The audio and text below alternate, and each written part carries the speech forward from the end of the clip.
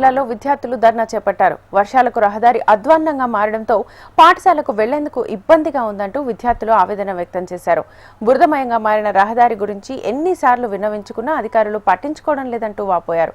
దీంతో ఘటనా స్థలానికి చేరుకున్న తహసీల్దార్ మధుకర్ విద్యార్థులకు నచ్చజెప్పారు. 2 రోజుల్లో రోడ్డు మరమ్మతులు చేపడతానని హామీ ఇవ్వడంతో విద్యార్థులు ఆందోళన విరమించుకున్నారు. అందవెల్లి గ్రామం నుంచి బట్పల్లి స్కూల్ పోవాలంటే మాకు మధ్యలో ఇవన్నీ కష్టాలు ఉన్నాయి. మేము స్కూల్ కి ఎలా పోమ్మంటారు? ఇక్కడ మొత్తం బొందలు వెహికల్స్ వల్ల ఇంకెక్కువ బొందలు అవుతున్నాయి. మేము పక్క పొంటి పోదామన్నా మాకు కొంచెం కూడా ప్లేస్ లేదు. పోదామన్నా వచ్చే వెహికల్స్ అన్ని వాటర్స్ అన్ని మా మీద పడుతున్నాయి.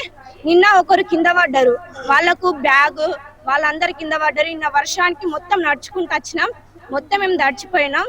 అది ఎల్లంగా మాకు ఎంత అంటే బ్యాలెన్స్ చేయడం అంటే మాకు బ్యాలెన్స్ ఎంత వేయాలో కష్టమవుతుంది. ఆ బ్యాగ్స్ అనేది అది కింద బురదల పడి మొత్తం అది ఖరాబ్ అవుతుంది. అది మొత్తం బుక్స్ అన్ని ఖరాబ్ అవుతాయి. మమ్మల్ని టీచర్ కూడా ఇట్లా ఎందుకు జరుగుతుందని మమ్మల్ని అంటే ఇట్లా అడుగుతారు. రోడ్లు చక్కగా లేవు. మేము వెళ్ళాలన్నా కాల్వలకి వెళ్ళి ముళ్ళులు ఉండేది తెలియదు, పాములు ఏముండేది తెలియదు. పక్క పొంటి బైకులు పోగా మొత్తం మీద పడుతున్నాయి.